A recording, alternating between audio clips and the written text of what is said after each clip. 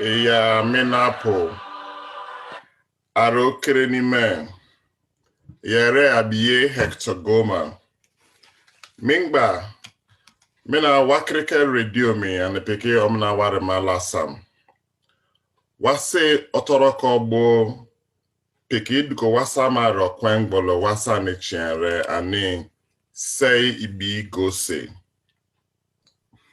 che gose wa meme won yaw totariye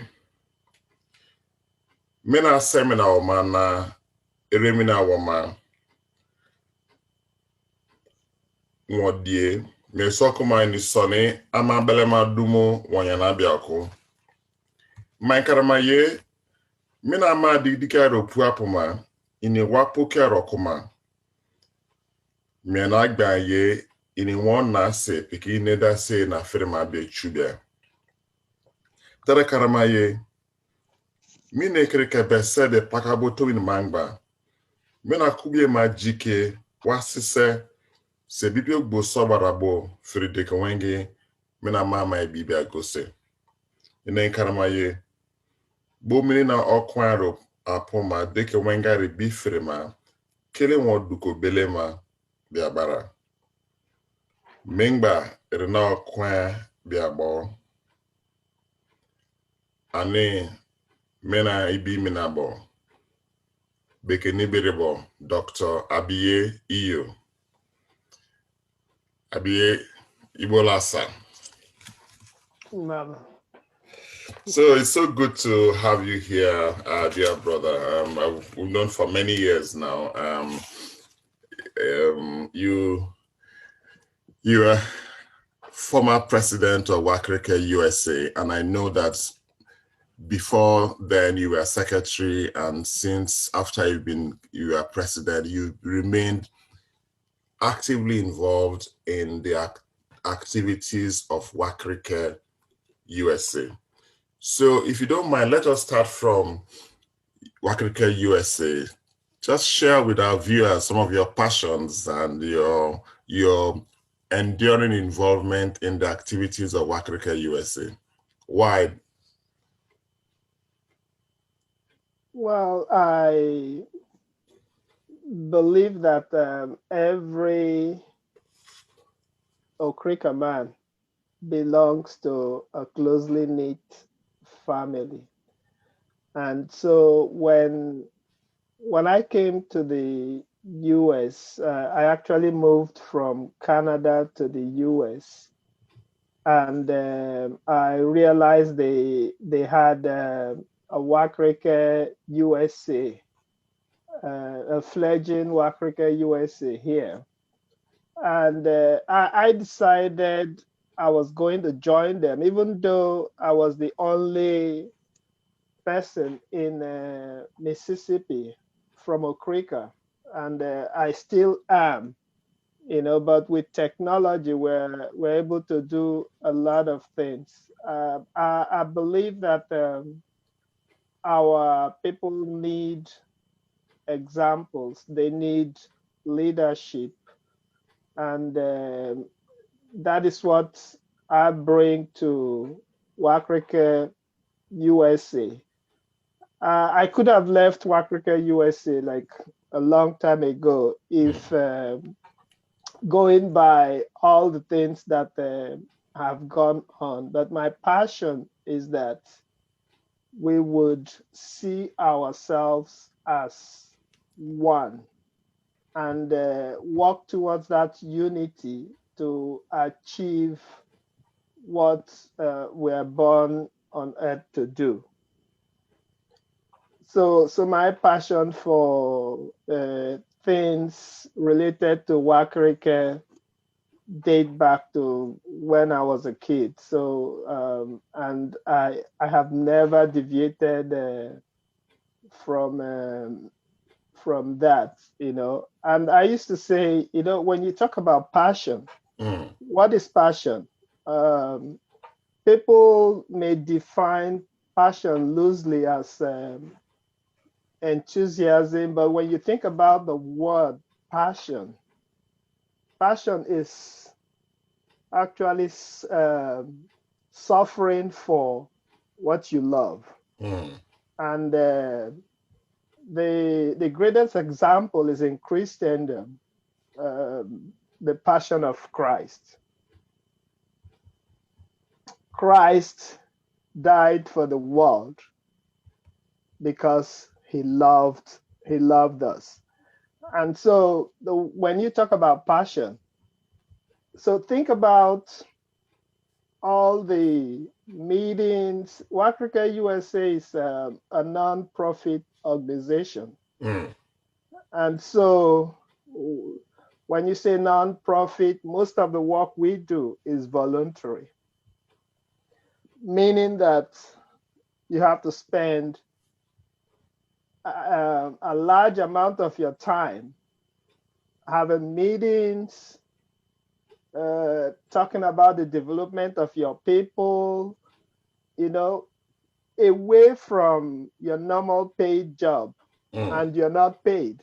So it's only somebody who has a passion that would do something like that, because sometimes you meet hours on end Mm. just to talk about developmental issues and things affecting your people. So it's only, as I said before, uh, when you suffer for something, that means you have that passion.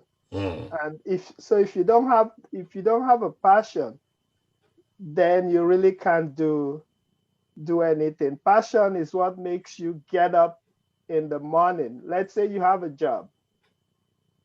If you don't love your job, once your alarm or whatever wakes you up comes on, you're just going to wake up a dejected man. But if you have passion, Mm. you know, you're before your alarm even sounds, you're up because you love what you do. Mm. And that's the passion I bring to Wakirike USA, because otherwise, by now, I probably would have been doing something else. Mm.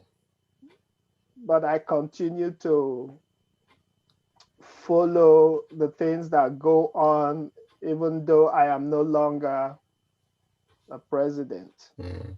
I mean, that's excellent. I mean, one, you have the passion, and then the issue of continuity, because we've had at least two other leaders after your tenure, and for them to involve you in the continuity, because sometimes new people come in and then they just abandon whatever structures are already in place. So that is even a good thing. But let's take a step back. Let's know a little bit more about you. Which of the Wakirike clans are you from? About your early days and all that. Just take us a little bit back. Okay. That's where I have some issues, but I'll tell you a little bit about me. You can see where I can start with the issues if you want. No problem. No, I mean, when I say issues, they're not issues that, I am. You talked about clan and all, like when people ask me, where are you from? I say I'm from Okrika, and then they start pressing, where in Okrika, so I say, look, I am a detribalized Okrika man. So when I say I'm from Okrika, just take it from me. Let's not go deeper than that. You're from Yeah. Okrika, then move on. So which school did you So attend? so so my name is just like you had said. My name is Abiye Iyo, and I'm Mm. from Okrika. I currently live and work in Jackson, Mississippi, the United States, with my family. Mm. So my formative years were mostly in Port Harcourt, like most of us, because that's the only city that we have in the old river state. So I went to school in Port Harcourt. I went to school in a little known school called Churchill School 2 in Okay. a new layout, Port Harcourt. And then from there, I didn't go too far. I attended Government Comprehensive Secondary School in Morokiri. And I finished in 1979, and I had a brief stint at Nigerian Ports Authority right after high school or secondary school. And then in 1980, I went off to the then University of Science and Technology, which is the premier university in Rivers State, and graduated with a BSc in microbiology. And then, of course, went on to do my compulsory 1 year youth service. After my youth service, I felt that I really needed something else to do. And I decided to go back for a master's degree in microbiology, of course, at the same UST. So I graduated in 1988 and was employed as a lecturer at the then Department of Biological Sciences. So I worked at the UST up until 1991 when I was awarded the prestigious Canadian Commonwealth Scholarship for a PhD at the University of Guelph in Ontario, Canada.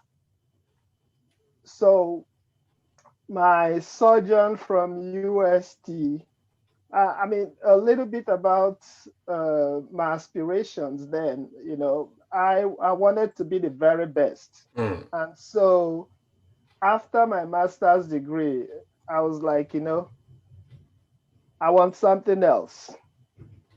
I wanted to go to school outside the shores of Nigeria. Mm. And so luckily, the Canadian Commonwealth Scholarship opportunity came. So after my graduation with a PhD degree in microbiology, I worked briefly at the Vancouver General Hospital in British Columbia. And then in 2003, I accepted a faculty position at the University of Mississippi Medical School, where I taught briefly. And then in 2012, I moved to the Mississippi Department of Health as a public health microbiologist, where, we all know what's going on right now. So I've been involved in from day one with the ongoing pandemic that we all face. And just a note of caution here, if you're listening and you haven't taken COVID-19 seriously, please do yourself a favor. It's not a joke. I can tell you from experience, yours truly had it, but by the grace of God, I made it. So coronavirus is real. I want to stress that point as a public service announcement. I do train individuals in the area of testing and all that. So don't believe all the conspiracy theories out there. And despite the availability of vaccines, you still need to take simple public health measures. Mask up, social distance, wash your hands regularly, and avoid large social gatherings. So that's in a nutshell about me. Yeah, thank you so much, Abiye. I mean, I just can't help but reiterate what our brother and guest has said. He has a PhD in microbiology. He works in the United States and in Mississippi, the health department. And apart from training other colleagues on how to do testing and so on, he has also been infected and thank God he survived COVID-19. And so it's not a question of conspiracy theory from China or Russia or from the devil or whatever. So many people we know have died from COVID-19, both from all different parts of Kirikebese. Important people in our land have died from COVID-19. And he has emphasized the key public health measures: wear a mask all the time, wash your hands regularly, sanitize regularly, as much as possible, avoid being in a place where there is a crowd. Just do these simple, basic things for keeping away from COVID-19. Even the Bible talks about these simple measures that he has mentioned. Even they are well documented in the Bible in terms of avoiding plagues.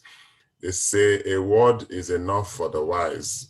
If you do not listen, you probably end up 6 feet below. So please take COVID-19 very seriously. Even people at home are saying, I'm not gonna watch me for it, because I'm no me. I'm not gonna mini face I'm not gonna upu apo face back apo face upu apo na kalapo na I'm not gonna in the face meaning but I'm a one name man. So oh yeah, why me and I been but I want to say me not do mama come. Anyway, back to where we are, Abiye, thank you so much for bringing this in, about reminding our people about the importance of living well in these COVID-19 times. Let's talk about some of your passions. You already talked about your passion for Wakirike USA, which I know very well. You know, you've suffered for Wakirike USA, and that's where passion is. So can you share any other passions that you have with us? Sure. So let me paraphrase a quote from Warren Buffett, who's often referred to as the Oracle of Omaha because of his investment strategies. He said, there comes a time when you ought to start doing what you want. Take a job that you love. You will jump out of bed in the morning. So, one way of living a fulfilling life is to follow your passion. And studies have shown that people who use their strengths at work are happier. Mm, Okay, so one of my passions would relate actually to my graduate school. During my graduate school days, you get to write a lot of papers, publish in peer-reviewed journals for those of you academicians out there. So even though I enjoyed reading and writing scientific articles, I never really got the validation I needed until during my PhD, when my then supervisor, Bekeni boy, mm, so we sometimes when you get validated by them, you think, okay, yeah, that's it.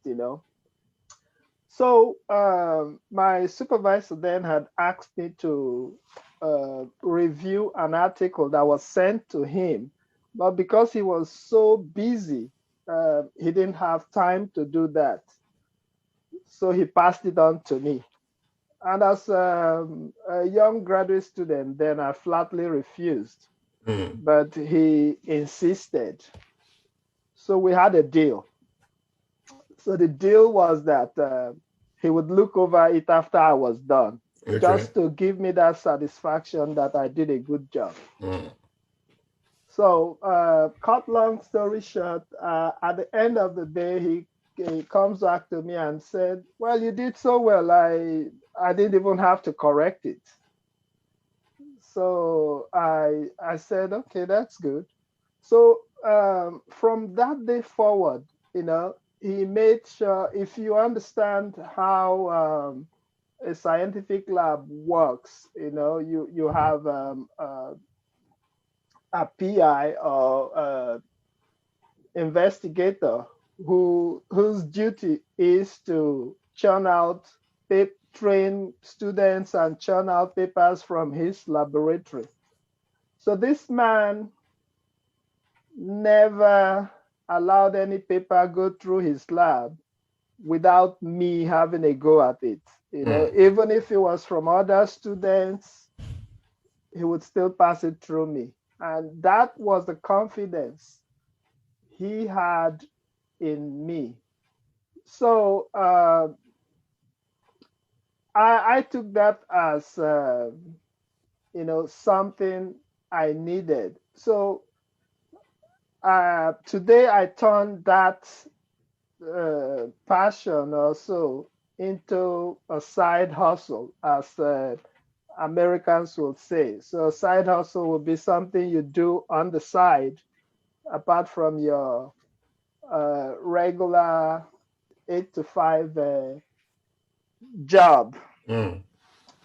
So based on that, I thought, okay, I have the skills and I enjoy actually going through mountains of paper, reading and all that. So I went ahead and established a company to do purely editing and proofreading of scientific manuscripts, grants, and dissertations from graduate students. So my very first challenge came when I was at the University of Mississippi Medical School. When I set up this company, I had a Chinese friend who said, I told what I was doing, and he said, "Oh, I think I know somebody who would benefit from your services." And incidentally, it was another Chinese who was living in China then. He had a manuscript that he wanted published, and so he told his friend that this manuscript had gone out about 4 times, and all 4 times he was rejected. So he said, well, if you're going to do it, I'm not going to pay. I'm not going to pay unless the manuscript is published. Okay.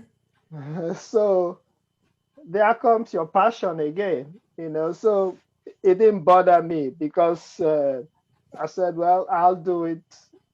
It's either I hit it or I miss it. So I took it, polished it, did all I needed to do. I mean, the information basically was the same thing, but I had to repackage it and then sent it out, After about 2-3 weeks, I got a response. The paper has been accepted. Wow. And that gave me so much joy that I could turn something that was rejected into being accepted. So, and that's how I started, and I still do that. I have met people that I have worked for, and they won't pay me. Okay, but it still doesn't deter me because that's one of my passions, and I work with people all over the world, So you would think that you say to yourself, "Little me." No, you're not little. You are somebody, and you can when your strengths are brought to play, you can really do more than you think. Thank Yeah, you. that's true. So let's come home to Wakirike. What are your fears and what are your hopes for your motherland? Hmm. Growing up as a young man, I still talk about those early days, growing up in Port Harcourt, going from Port Harcourt to Wakirike. It's just like a breeze. 1 minute you're in Port Harcourt, the next you're in Wakirike. And I enjoyed those trips, especially during the festive season. It was so much fun. Everyone enjoyed the peace and sheer joy. And I had hoped that that would continue. And even my days at the UST, I used to make occasional trips during the weekend. So just go relax at home. I would head home, relax and see relatives. The peace and ambience that Okrika was once known for Mm. is gone. And I don't know if we will ever get back there, you know, uh, get back to when the young and old trooped to the market square just to run either Blackie or Danger. Oh, I miss those days. And we didn't care. We didn't have Okada or anything. We are like my friend will say, we had our LEG too. Mm. So we could go anywhere in Okrika from Dembiri to Ogoloma, all by foot. And so I miss those days, and I fear that we're drifting apart and we'll never come back to those old days. But my hope is that one day we'll come back to the bustling Okrika that we refer with pride to as Okrika London, and hopefully our younger generation will keep that hope alive. Fantastic. Thank you. Wow. So Okrika London, the hope for a return of Okrika London. Mm. Now, there's this hypothetical question or comment that I would like you to contribute to, which I guess would spring on from what you just said. That imagine that we had a Wakirike um, business organization or a Wakirike community organization, and you are the top dog there. The buck stops with you. And if startup funds are not a rate limiting step, what would your focus be in your first year of leading such an organization that oversees everything Wakirike? Okay, so I have traveled far and wide, and I've seen life, lived in other climes, Mm. and people say it's only a man who has been married to two wives that knows which of them is better. So in that sense, I lived most of my life in Nigeria and then lived in the so-called developed world. So for me, I think it's all about development. You don't want to be left where you were when we were all growing up. So you go back home, and if they are still doing things the same way, then there's a problem. Mm.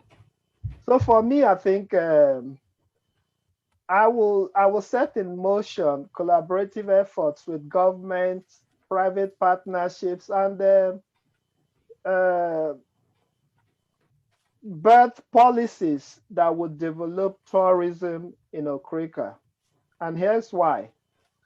As a scientist, I believe in facts and figures and not fairy tales. And I am going to uh, first of all, I talked about tourism. So, tourism is a concept of traveling from one destination to another for leisure, social interactions, and what may be.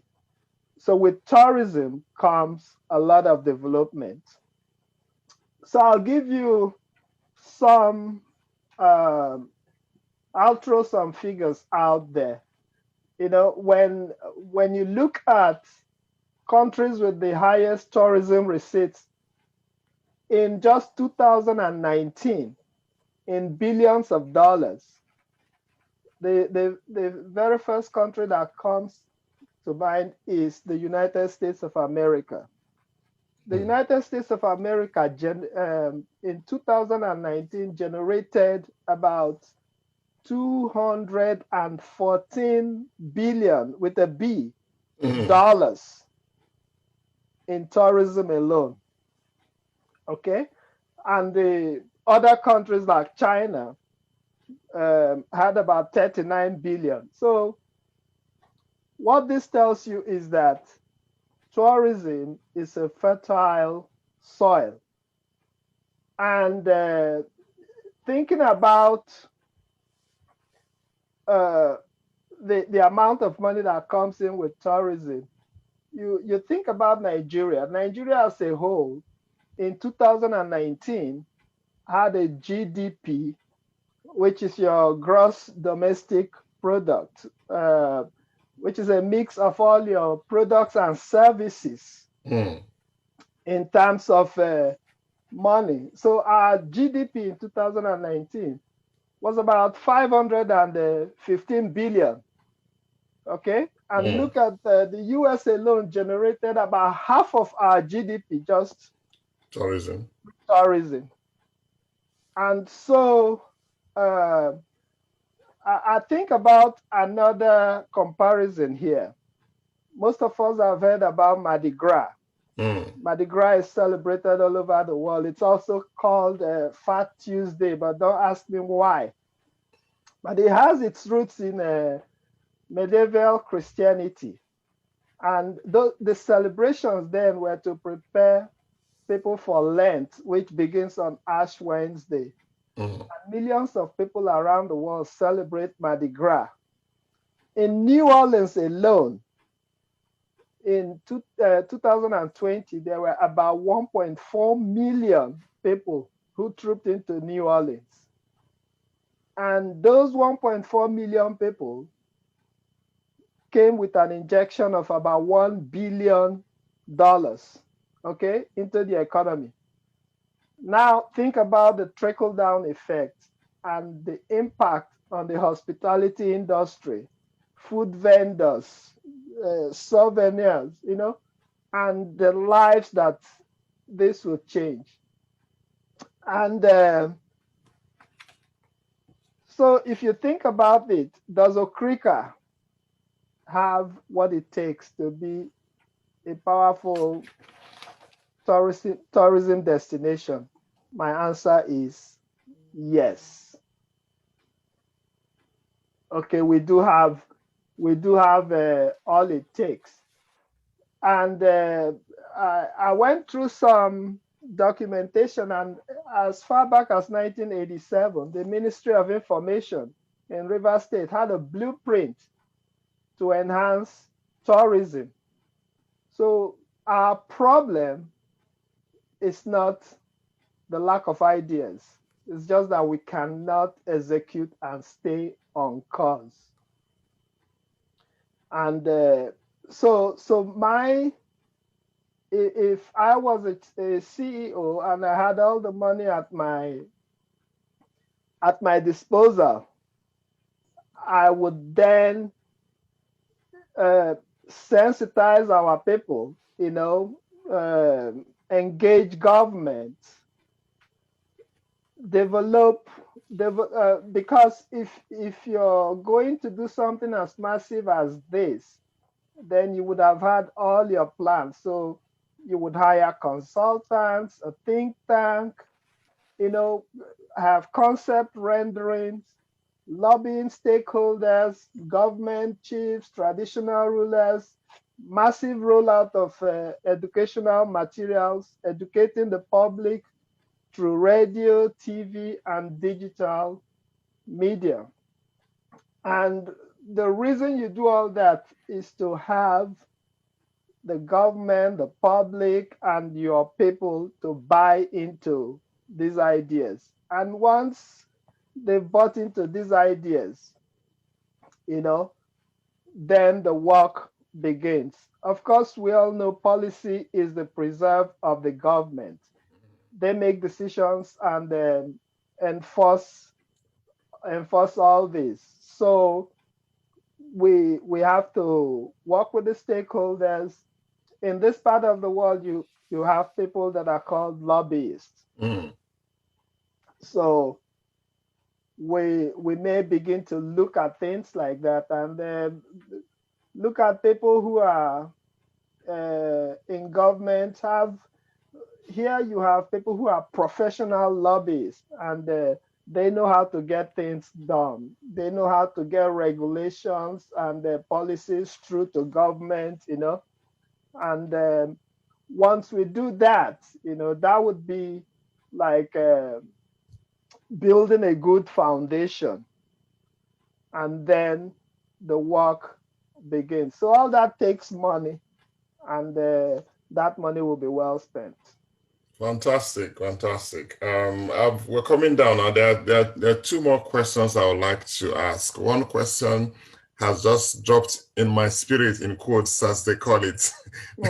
I'll reserve that as the last question, so you can answer it, or you can decide to what do you call it? Is it First Amendment or Second Amendment, or is it Fifth I will Amendment you take call it? my First Amendment rights. Okay. I have the right to remain silent. Exactly, exactly. So is there any particular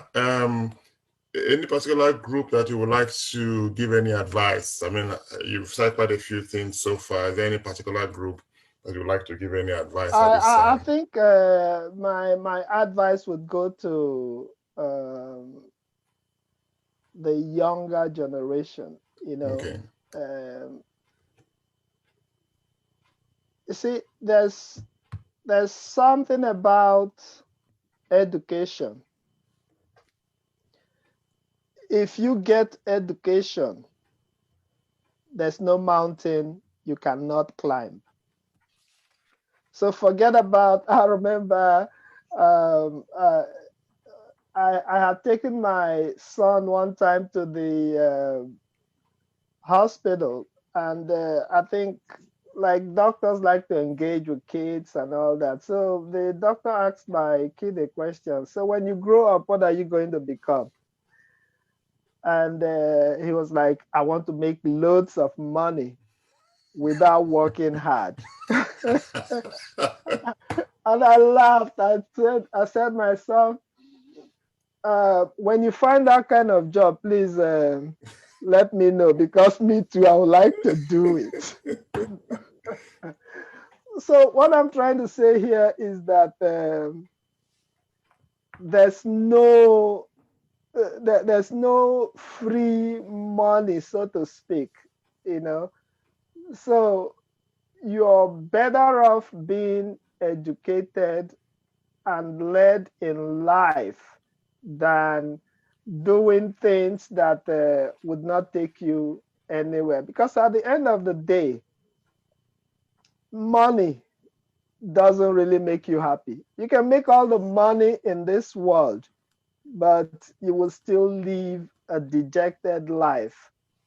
You need to uh, steer your passion into productive things. So militancy, fire, all those things will not take you anywhere. I mean, if you go to school, you can come back and channel all the things you've learned into, um, say, doing productive things like the fire, for instance. You can come up with technology, you can come up with things that would take that into something that would be beneficial to everybody in the society, rather than destroying your lives and destroying society. Fantastic, fantastic. The last question. Um, do you ever see yourself in retirement coming back to live at home, or you're unlikely to come back home finally? That's the question. That's like this $1 million question, you Yes. know. And I'm kind of in the middle. Okay. And when I say I'm in the middle, I think certain things have to happen for me to say an emphatic yes. You know, I would be going back and forth, but I'm not going to sit here and lie to you that I have really decided what I'm going to do. So, really, the answer to that question for now is like, I don't know. Yes, that's fine. You know, because the point being that, you know, many times I walk maybe in the streets of America, sometimes just thinking, what am I doing here? But then the answer comes back, well, if things were good in your country, would you be here? No. You know, so basically, we're all economic refugees, whether you like it or not. True. And the problem is that your house is burning. So that's why you're running away from your house. If it weren't burning, we would all be there. And, you know, Nigeria as a whole has so much talent concentrated outside. So if all of us were to be home and allowed to bring in our ideas and all that, there's no place that'll be better than Nigeria, True. honestly. True. That's a good one. So I'm not Papiko Krinime. I've been talking to my good friend and he's my guest for today, Dr. Abiye Iyo. He is a scientist. He has a PhD in microbiology. He lives in America. He works with the Mississippi State Department of Health. He started from the humble backgrounds of Churchill One primary school in Port Harcourt, and then from there to Government Comprehensive Secondary School, Borukiri. Those of you who were with us at the beginning in Odukumena, I'm from Wakirike. Boy, that's where he stopped. He did not want to go down into Indeju, Pakabo, and Kanaka in the Ama. He's not interested in the Amas or the Jews. As far as he is concerned, I am from Okrika, full stop. And that is fantastic. So from comprehensive, we went to then Rivers State University of Science and Technology, now Rivers State University, where he did his first degree and his master's in microbiology. And then he went to Canada on a scholarship. He did his PhD, and from Canada, he migrated to US, where he's based. Former President of Wakirike, USA. It's been so good talking to you, Abiye, and you talked about the peace and ambience for which Okrika was known in those days. You know, it brings nostalgia. And one of your hopes is for us to have an Okrika London tomorrow, so that the young generation, our children the people yet unborn will be able to see Okrika London, which happened before now. And you emphasize the need for collaborative efforts between government, private partners, as well as non-governmental organizations to birth policies, particularly that would boost tourism in our part of the world. And you advise our young ones that they need to get education, that where we have education, then there is no mountain we cannot climb. Abiye, it's been so great having you on this program. Thank you so much for your company. Thank you so much. I Okay. appreciate and the honor to do this. Okay. Thank you All so right. much. Take care. God bless. Bye-bye. All right, you too. Okay. Bye. All right.